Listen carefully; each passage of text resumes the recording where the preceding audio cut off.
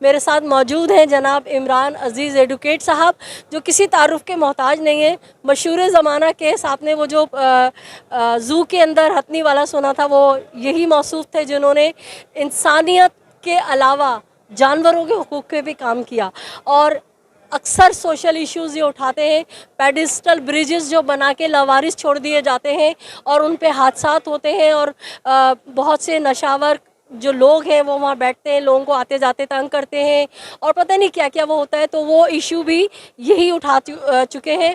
तो आज हमने सोचा कि बार एसोसिएशन के इलेक्शन भी होने वाले हैं और ये उम्मीदवार बराए जॉइंट सेक्रेटरी KBA हैं, तो क्यों ना आज इनसे पूछा जाए कि भाई आगे मुस्तकबिल में आप क्या करना चाह रहे हैं।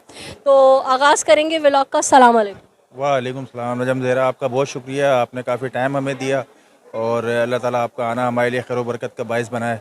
इलाही आमीन। इमरान भाई, आप जो हैं इलेक्शन में फिर से खड़े हो रहे हैं, तो आगे क्या करना चाह रहे हैं, क्या तवक्कात हम आपसे रखें? जी बिल्कुल, आपने ठीक कहा कि मैं फिर से खड़ा हो रहा हूँ। कराची बार एसोसिएशन में as a member managing committee में 2021 में अपनी खिदमत दे चुका हूँ।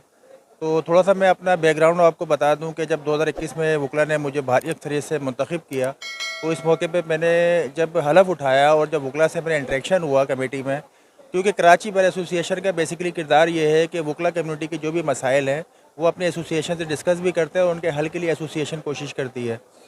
तो एज़ अ कराची बार का मेंबर मैनेजिंग कमेटी होने की हैसियत से मैंने ये कोशिश की कि जब वकला से इंटरेक्शन हो तो उनके मसाइल मेरे सामने आए और उन मसाइल को मैं हल करने की कोशिश करूँ। सबसे बड़ा जो मसला 2021 के कैबिनेट को सामने आया, दरपेश हुआ, वो ये था कि एक आम वकील जो है वो तकरीबन मैं समझता हूँ कि 20 साल 22 साल घर से पढ़ के, घर से पैसे खर्च करके, अपने वालदेन के पैसे खर्च करके जब सिटी कोर्ट में वकील बन के आता है, प्रैक्टिस स्टार्ट करता है, तो उसको जाली वकला और टाउट्स का सामना करना पड़ता है। टाउट्स उस कम्युनिटी को कहा जाता है, उन अफराद को कहा जाता है जो यहाँ पर सिटी कोर्ट के इर्द गिर्द लोगों को, मासूम लोगों को, सादा लोगों को जो है वो अपने चुंगल में, अपने जाल में फंसाते हैं, फिर उनसे जो है वो पैसे लेके उनके काम नहीं करवाते हैं आगे। तो कुछ जो है ना इस तरह के जाली वकला को मैंने पकड़ा, टाउट्स को पकड़ा, उनके खिलाफ कई FIR कराई। तो मेरा मकसद यही था कैबिनेट में होते हुए कि वकला के लिए, ख़ास तौर पर नौजवान वकला के लिए रोज़गार के मौके ज़्यादा मैसर हों, और इसके अलावा जितने भी क्रिमिनल कोर्ट्स के अंदर मसाइल होते हैं वकला को, उसके लिए मैं अपनी खदमात पेश करता रहा। अच्छा, बहैसियत जॉइंट सेक्रेटरी आप मुंतखब हो जाते हैं, हमारी दुआएं आपके साथ हैं। तो एक तो आपने ये टाउट्स के हवाले से कहा, इमरान भाई मेरा बड़ा वास्ता रहा है इन कोर्टों से ना, तो माजरत के साथ अक्सरियत जो आवाम है वो कहती है काले कोट में काली भेड़ें। अक्सर मतलब आवाम में ना आप लोगों का तासुर अच्छा नहीं है। अब देखें कि एक बंदे को पता है कि ये कातिल है, फिर भी वो उसका केस लेते हैं और उसको जो है ना आउट ऑफ वे जाके, जैसे नूर मुकद्दम का केस ले लें, और अभी वो जो एक बच्ची और इस्लामाबाद की थी, तो वकला का ना कोई अच्छा किरदार नहीं नज़र आता। तो क्या आप में से कोई लोग ऐसे हैं कि ऐसे लोगों के ख़िलाफ़ भी कोई ऐसी एहतजाज करें, कोई ऐसी यूनियन बनाएं कि जब आप ना गलत लोगों को फेवर नहीं करें?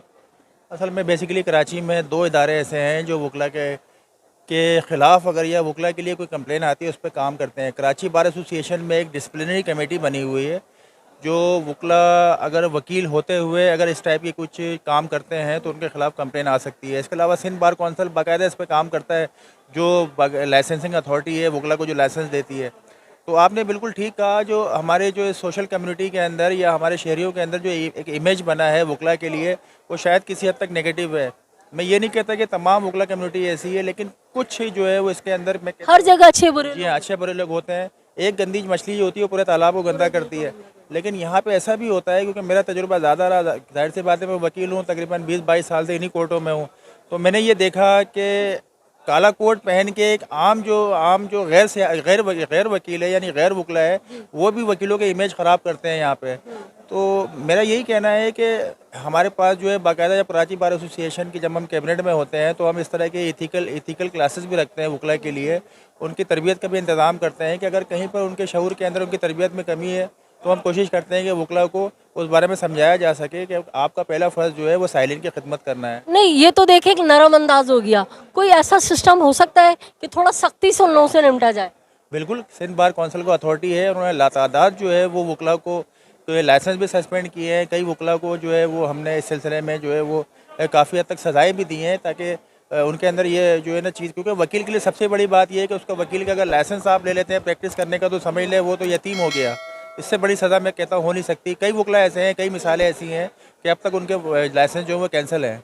अच्छा इमरान भाई, मैं आपकी बात नहीं कर रही, आपको तो हम बाहर ज़ाती तौर पे जानते हैं कि सोशल इश्यूज़ जो है नाज़रीन ये बहुत उठाते रहते हैं, लेकिन कराची सियासी यतीम खाना, मसाइल का गढ़,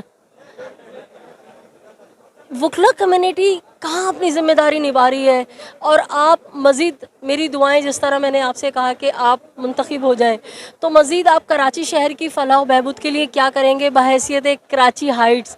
क्योंकि आप पर ज़िम्मेदारी है, इस शहर ने आपको पाला है, बड़ा किया है, नाम दिया है, इज़्ज़त दिया है, तो आप इस शहर को क्या दे रहे हैं? जिस तरह के मसाइल रोज़ ब रोज़ बढ़ते चले जा रहे हैं, चाहे वो इंफ्रास्ट्रक्चर हो, क्या हो, तो आप लोग कानूनी तौर पर क्यों नहीं जंग लड़ते हैं इन सियासतदानों के ख़िलाफ़? सबसे पहले तो मैं ये, आपने बिल्कुल सही पॉइंट आउट किया है कि मुल्की सतह पर भी और बैनुल-अक़वामी सतह पर भी अमूमी तौर पर पाकिस्तान में जो मसाइल हैं उस पर अब एक आम शहरी की, एक आम जो है वो एक पाकिस्तानी की यही सोच है कि शायद वकला ही कराची शहर के या पाकिस्तान के मसाइल हल कर सकते हैं। तो क्योंकि मैं कराची के शहर, कानून जानते हैं ना यार आप? जी हाँ, बिल्कुल आपने सही कहा, क्योंकि कानून जानते हैं। और आप देख लें कायद-ए-आज़म से लेके जुल्फ़िकार अली भुट्टो तक और उसके बाद जितने भी लोग हैं उन्होंने सियासी बागडोर जिन्होंने संभाली वो वकील ही थे।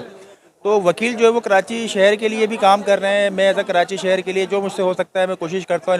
इंफ्रास्ट्रक्चर के हवाले से आपने बात की है, सबसे पहले तो आपने हाथी का जिक्र किया। कराची शहर में जो चिड़ियाघर के में ईद के रोज़ जो हथनी का इन्होंने मर्डर कर दिया, उसके लिए मैंने कोशिश की कि FIR कटवा सकूँ, लेकिन हुआ ये कि पाकिस्तान में इस तरह का कोई कानून नहीं है। श्रीलंका में कानून है।